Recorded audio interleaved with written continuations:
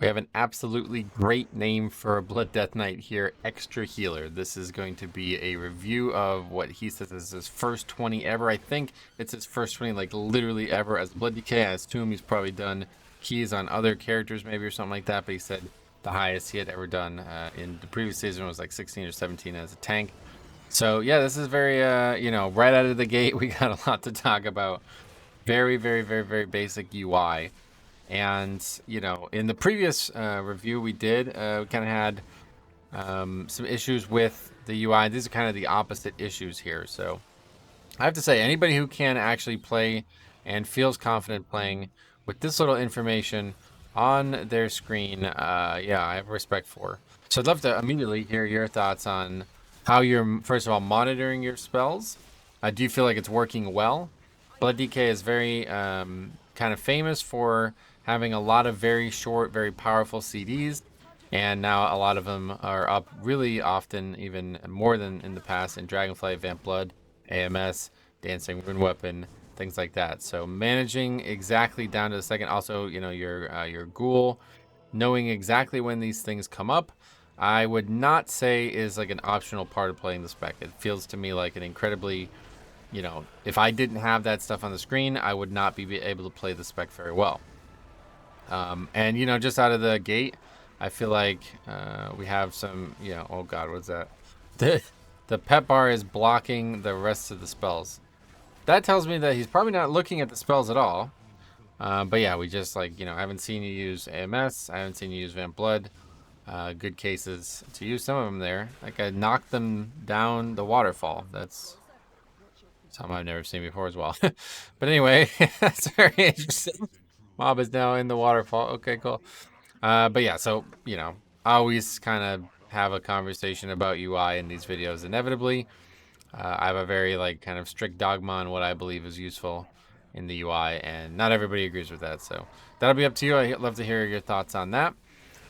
This is Fortified and Corporal Sanguine, so one of the harder weeks for Fortified weeks. But yeah, certainly a 20, not too bad, and one of the easier keys in here.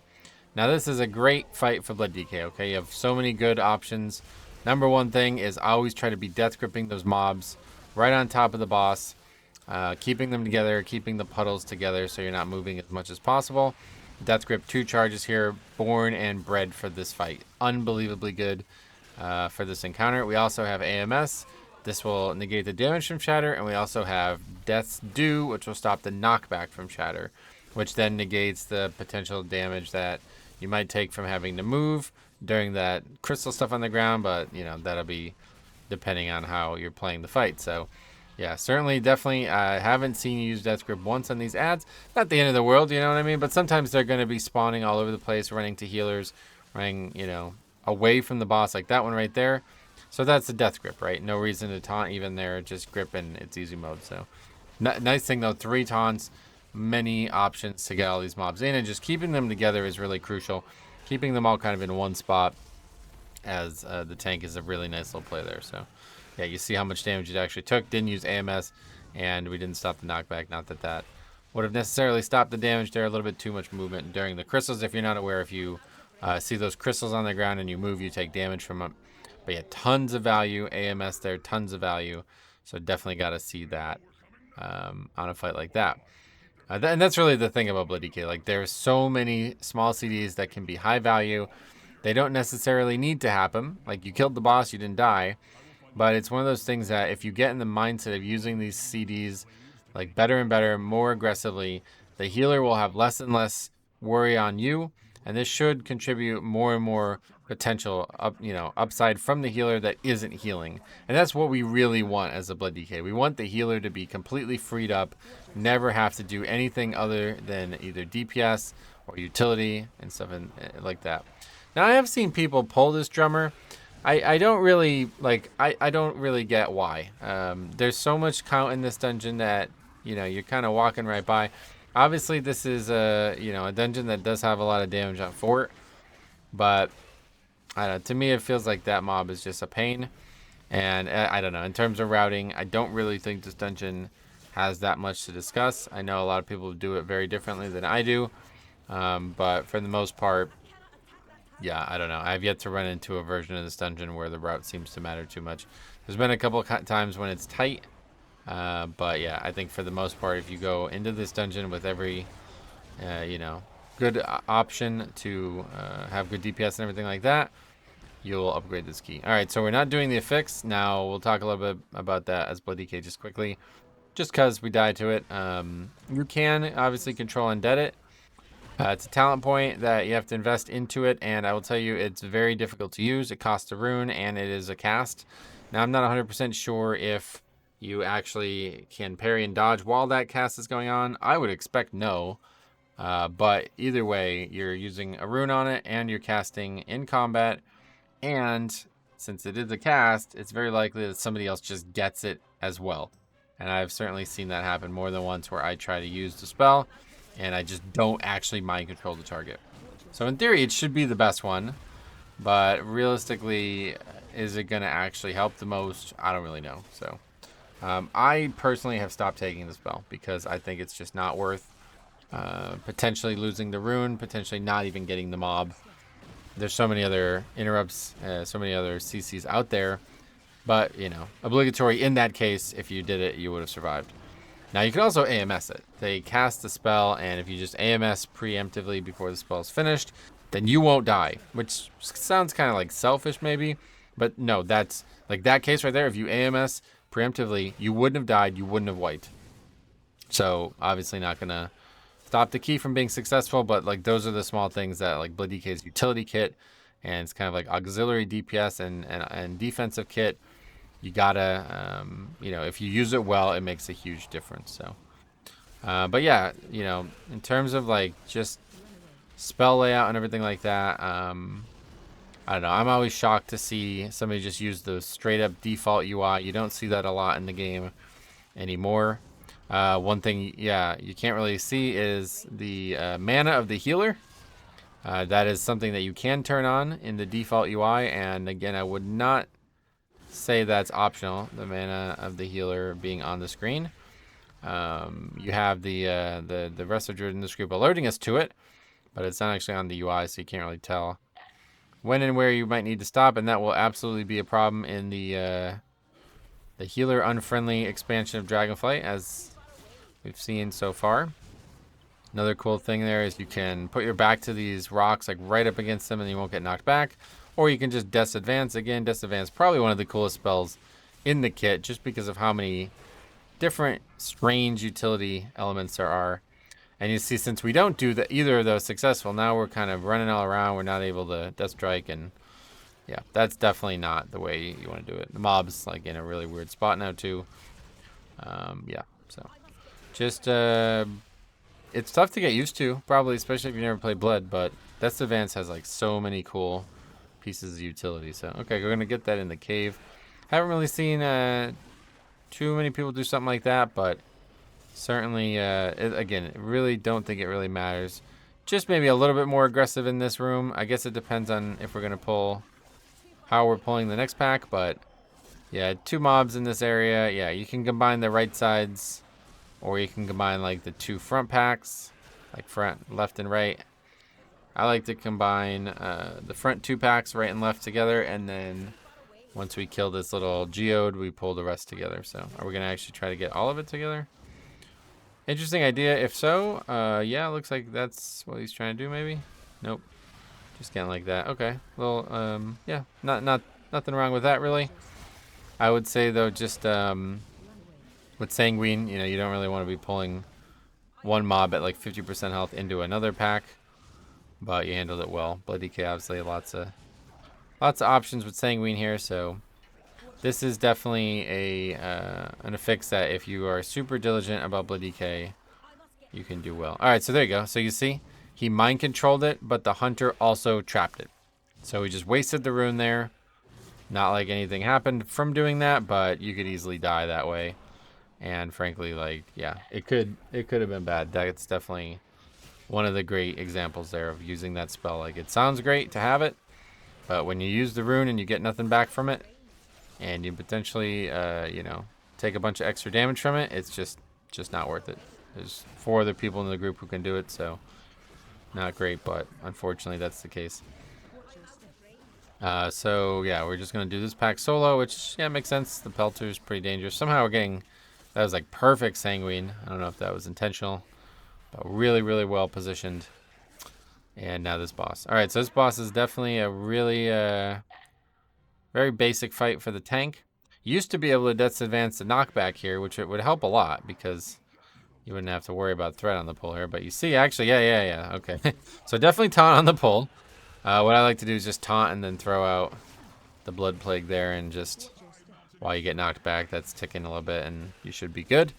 By the time taunt is over, you'll be back in melee range.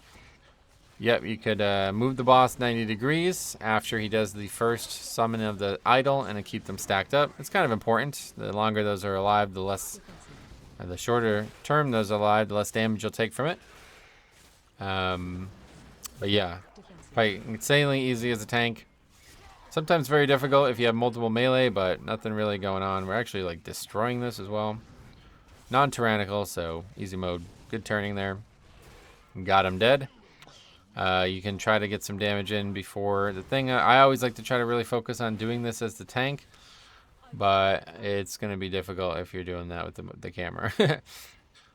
So we'll see. Hopefully somebody else has got it. I feel like a lot of people are just going to be AFK here in the Pug world. You want to focus on, let the DPS kill the idols or whatever those things are, and you can just watch and hopefully get it. It's a little harder than it seems. There used to be weak cores and stuff for it, but I don't think they allow that anymore. But we got it. First try, best try, as Arno never said. So super easy encounter. Really, probably the easiest. It's strange because this dungeon has 3 hard tank fights, and then this one, which is probably one of the easiest tank fights in the game. What is that? There's like a tracking bar on the screen. I don't know what that was. But anyway, on our way to some of the harder trash in the game now. Or in the dungeon at least. Skipping that pack as per usual. What do we got in terms of count right now? 60%. So that means we're getting these? Yeah, okay. I'm not a big fan of these. This feels like really inefficient to get these.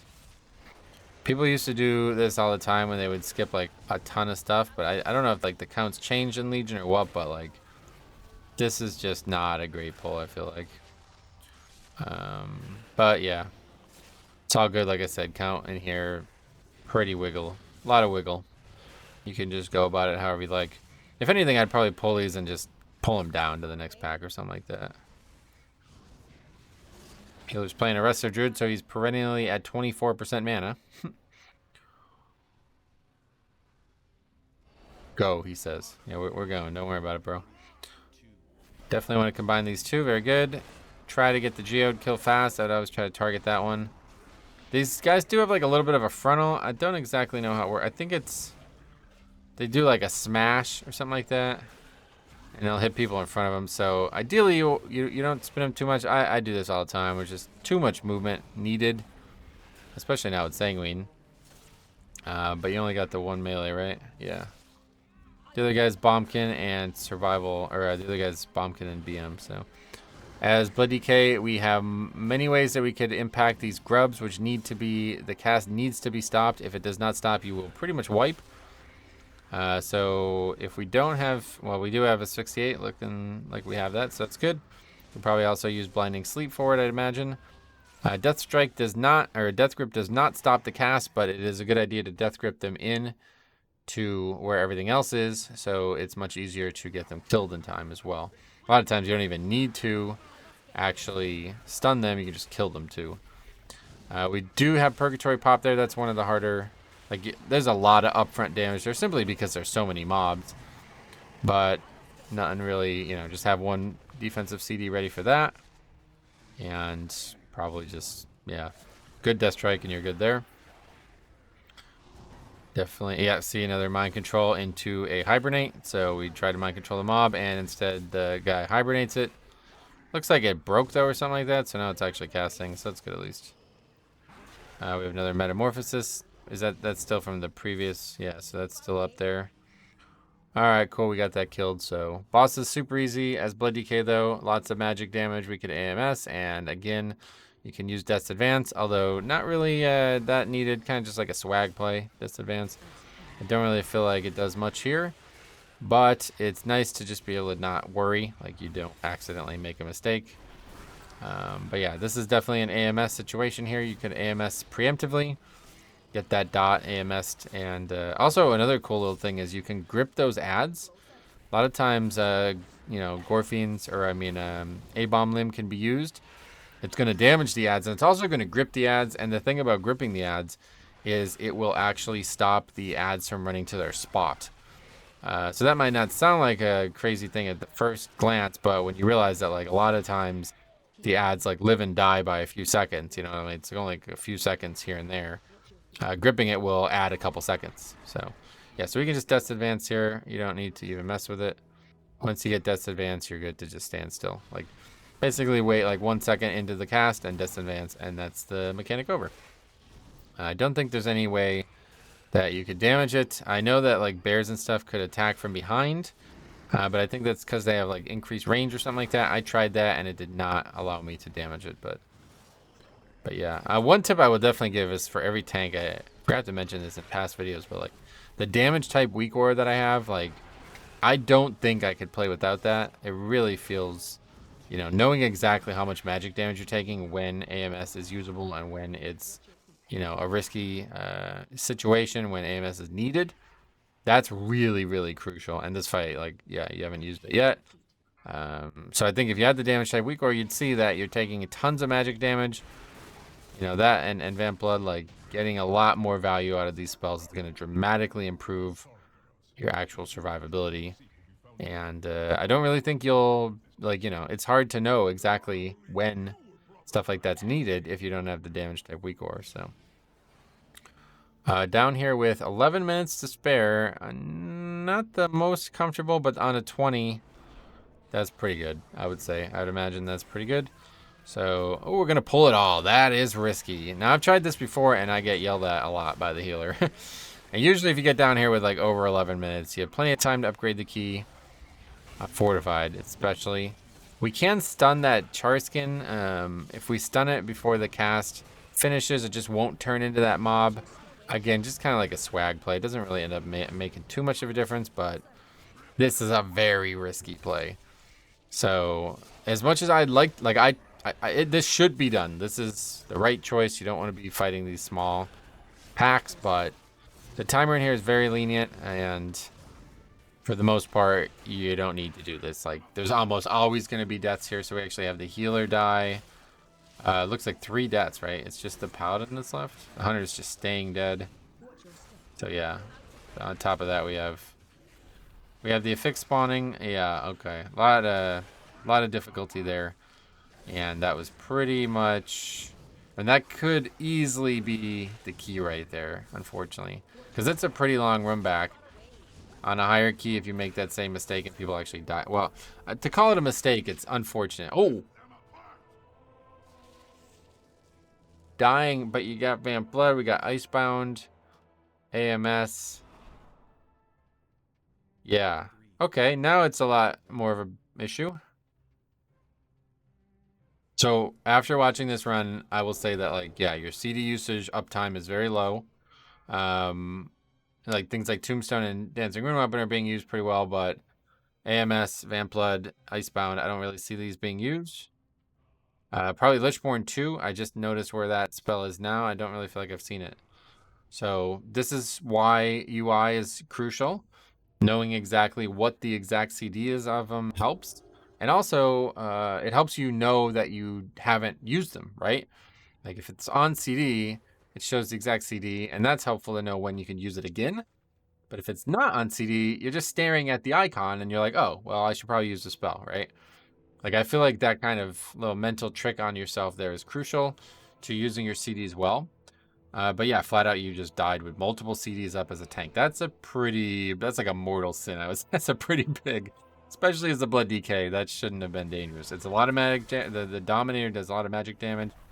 And obviously we had multiple CDs up, so it should be an easy solo. All the things I was talking about pulling these together are mostly because the healer will struggle to keep the group alive because there's a bunch of things to dodge and also lots of damage. But for you to die too, yeah, that's definitely... Oh, we died again. Okay. And again, we didn't use Vamp Blood, AMS, or Icebound. Yeah, okay. Well, can't really harp on it too many more times, but yeah, just probably think about maybe a UI change. We can have a discussion about it if you'd like to hear, bounce some ideas back and forth. But certainly, I would not say Blood DK is a tank where you can just not track your CDs because they're just so up there so often and they're so crucial. Like they're such a big part of it. I once did a challenge where I did not use CDs, and I think like I had been doing in the 20s at the time, and I did a 15 like that, and it was very hard. Very hard to survive without CDs as Blood DK. Even, with as powerful as Death Strike can be. And the thing about Vamp Blood, I don't know, maybe like it's a talent thing, I don't really know. But the thing about Vamp Blood is it's up so freaking often, especially with the set bonus, right? The set bonus is really, you're getting a lot of value from using Vamp Blood too. So provided you have that, I mean, you're leaving a lot on the table by not using it. I honestly, I might go back again and look through it just like I always, but it's like, I'm not sure I've seen you use it, like, maybe no time? Okay, we use it there. Third time's the charm. But anyway, we do have 5 minutes coming up here. Should be plenty. Are we good on count? We're actually overcount, like significantly overcount, right? Way overcount. Doesn't this guy alone give 4%? So yeah, think about that. Routing wise, like we said, it's not like, I think probably just don't pull that guy in the cave. Pretty sure this guy gives like 4%. Actually, it looks like on the add-on it says gives 5%. So we are, 3% overcount. So yeah, you can just pull less trash. You went out of your way to pull a lot of stuff that wasn't needed.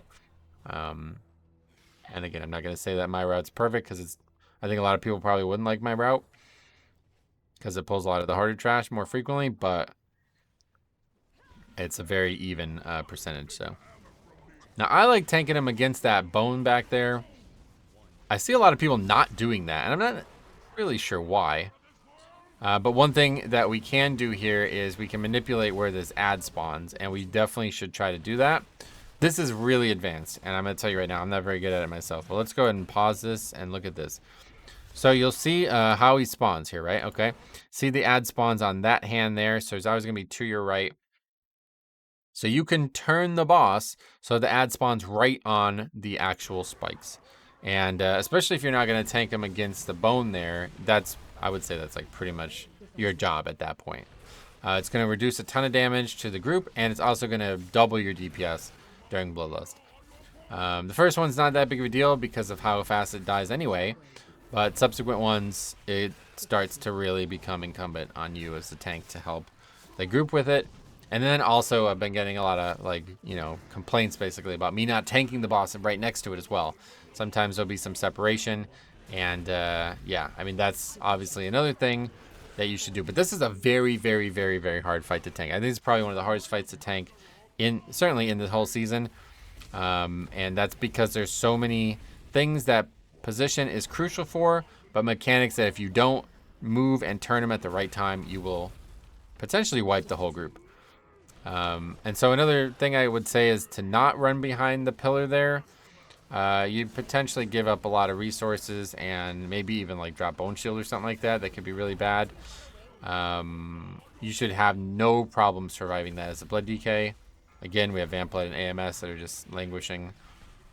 That's all you need for that mechanic. And it's going to improve your DPS, but also make sure that you don't have any positioning issues. And it'll make the whole fight easier to do that. So so we do have DBM in the middle screen, and that's really good because knowing exactly when these mechanics are happening is what's crucial to doing the fight. Knowing when the landslide is coming versus when the ad is spawning, and knowing when exactly the landslide is coming so you can move the boss if you need to. These things are crucial. So good effort. I mean, you pull it off. That was a surprising upgrade, but definitely just kind of showing how easy some keys are right now. Terms, I guess that's overall. So 46k. Yeah, I mean, hey, you know what? You did everything you needed to do. 46 points. So not too shabby. But let's take one quick look at this just because I want to see. It's harder to do on YouTube, but okay, one Vamp Blood use there. Just kind of skip every minute here. Going a long time with another one not used, so that's the next one. That's like 3 minutes later. And, you know, provided we have the same talents and everything's going the same way, you can use this pretty much every 45 seconds. So that's another like minute and a half it's used. Another probably minute and a half. Using it a decent, yeah, okay, more than I expected. Tombstone and Vamp Blood go really well together too. So a lot of times using Tombstone and Vamp Blood isn't even being needed. That's a good place for it. But yeah. All right. So yeah, man, I think you did well in this key. Obviously, you know, 20 is pretty straightforward right now. Some small strategical errors like this here. I definitely want to be able to solo anything I pull as a Blood DK. So yeah, definitely work on, you know, I'd say like a lot of it's just UI and getting the right information on your screen. But if you've been playing thus far without it, especially if you've been playing the game without it, you know what I mean? Like to not have this on any character is not something I could ever do. So let me hear your thoughts. I'd love to hear your guys' thoughts too. You guys did a great job helping people in the past. So obviously, Blood DK has a lot of niche and nuance to it. So we could all learn a lot. So thanks for watching, guys. We'll see you in the next one.